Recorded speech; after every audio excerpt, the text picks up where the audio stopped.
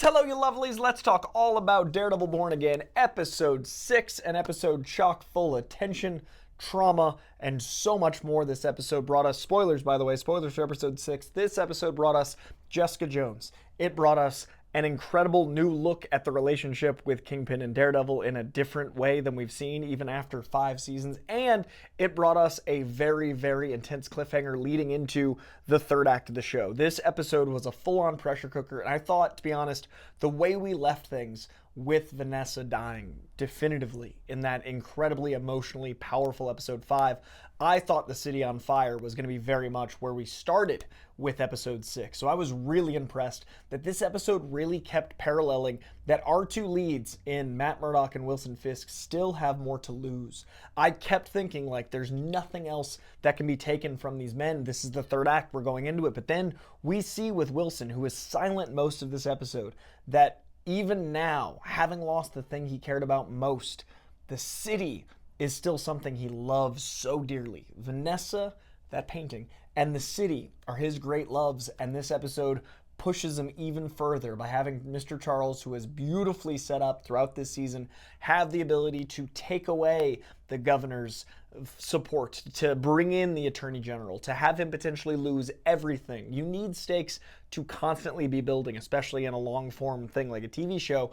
I'm so impressed that there was more to lose, and while he's losing those things and that feeling of loss is clear in his face, we've got the outside world literally protesting against him, and Matt still has more to lose because he brings the man who killed Foggy back to the secret lair where Karen is, and Karen is much more on Punisher's worldview lately. She sees, like I do, the frustration I talked about in a good way. I think it was Episode 3 where I said, one of my favorite things about Daredevil is I would love to be as idealistic as Matt, but I get mad at him because the system is broken. The system doesn't work. We do keep losing.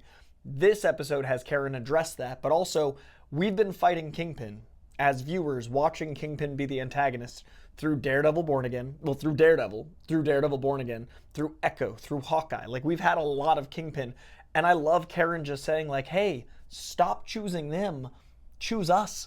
Like, the people that you keep helping, kill. He saved Bullseye, he saved Kingpin, he's taken bullets for people, and these people have caused directly the death of people that Karen and Matt care about. So very interesting look there, and seeing that Matt could lose Karen in this, and then especially at the end of this episode could really lose Karen in this. And I really love the juxtaposition of Kingpin potentially losing his city, looking out on the people, and the people wearing Daredevil masks, Daredevil becoming this symbol, but how those people getting hurt is Matt's worst fear. So Kingpin losing Vanessa and his city, his worst fear, and that seems to be happening. Matt having people like take on his image, and then those people get hurt and killed in his name, huge fear. Like, I really appreciate that juxtaposition. I also like that the tone of this episode stayed foreboding. Like, the silence of Wilson Fisk, the tension of BB and what might happen for her, I mean, like, to her. I really, really appreciate what we're getting from Gandolfini's performance. He is so good in this. I genuinely care about him as a character. I care about Buck as a character. This episode is maybe the most I've been invested in Heather as a character. But all of that was so much tension and trauma. And that scene, while we're talking about it, that scene with Heather, I really liked that. And we talked about this on Real Rejects. I react over there, so check out the reactions if you want to see the full real-time reaction. But the idea that therapist Greg pointed out, that's speech therapy, right? You talk your problems through. That was a pure physical release, and that was a really interesting juxtaposition of Buck and her having this physical release, especially after Vanessa was trying to set them up. They clearly have something there, and that was a really interesting moment for her as a therapist, and that catharsis that came from that, because we've seen her descend this whole season. So all of that keeps the ominous tone, keeps the tension, keeps that heaviness, because in real life, the experience of rebelling and the experience of like rebellion and revolution is not generally as like joyous as a Friday night football game as movies would have you believe. It's terrifying. Like, if you've ever been in a protest, if you've ever been out while people are actively in rebellion, it's not like a party. It's not a block party. It's not Friday Night Lights. It's not that the experience that some movies can make it out to be. It feels like this. It feels scary. It feels like ominous, and there's foreboding and violence and tension and all those things. So there may be moments of celebration, but overall it is not. So I was really impressed that the episode felt like that. I was really impressed that Mr. Charles has just been this force of nature that cuts in and out of scenes, and you feel that here in a scene. We get one scene with him. We get one scene with Heather. Both of their scenes are hugely impactful. But then we also get one big scene, two really, with Jessica Jones.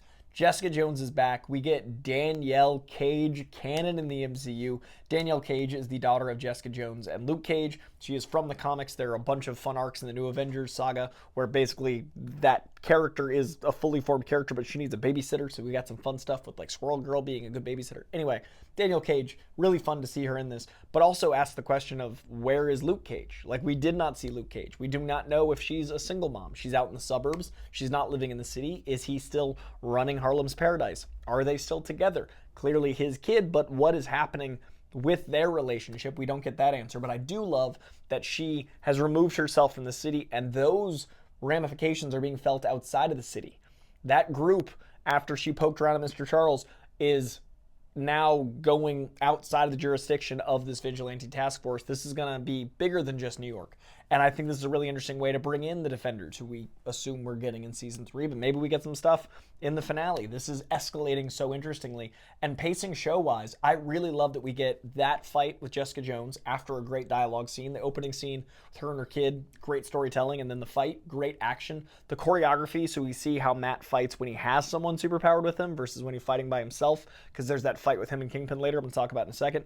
But the way the choreography allows for both of their fighting styles to work, I like that Jessica Jones, since having a kid, might not be as powerful, because that does kind of, the OP problem happens. The constant, we just solved this by throwing Jessica at it is a bit different if she's wavering in her powers.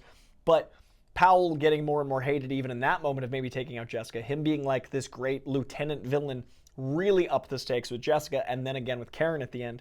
But that style of Matt fighting is so different when he's able to work with someone else with powers. They immediately fall into lockstep. And that fight felt so great in that old Defender sort of way. But then at the end, we get a full-on comic book fight. We get a haymaker throwing Kingpin. We get some frames that look straight out of a graphic novel. We get so much that feels like a comic book, and it's just Matt and Kingpin fighting as they do. And the idea of them both maybe leaving the city, I never would have imagined Matt would suggest that. I never would have imagined this would ever be a thing. And I think, correct me if I'm wrong, Matt and Wilson have spoken this season, but I don't know if they've been face to face. And I think the last time they spoke was as Matt and Wilson. This is Kingpin and Daredevil fully formed, and that is such a different energy, and that's such an incredible scene. And now that Rabbit in a Snowstorm painting that has meant so much to him, that connects him to Vanessa, that is the imagery of him and Vanessa. We see that's how they met. We see them in front of it at the dinner table. All these things. Now with Vanessa gone, it has the splatter, the violence, the breaking of the painting, but also the splatter of Matt. Like, now these guys are bonded even through the painting. The Rorschach test of the splatter of the two of them, the mirroring of the two of them, like Kingpin's blood and now Matt's blood on that painting. So much great visual storytelling, so much great tension building, such great pace. Really impressive episode, really impressive season. I'm really excited to see what this 1-2 punch of episodes 7 and 8 is going to be for the finale, because on a lot of seasons, the finale would have been Kingpin and Matt fighting. We've done that. There's going to be more of that, obviously. There's going to be more to come, but what will the narrative be? How does this end for Hell's Kitchen and for New York? Is he going to be mayor at the end of it? We assume not because of that Spider-Man trailer, but so many things happening. And is BB okay? What's going on with Gandolfini? What's going on with Buck Cashman? I'm actually invested in every supporting character, which is lovely.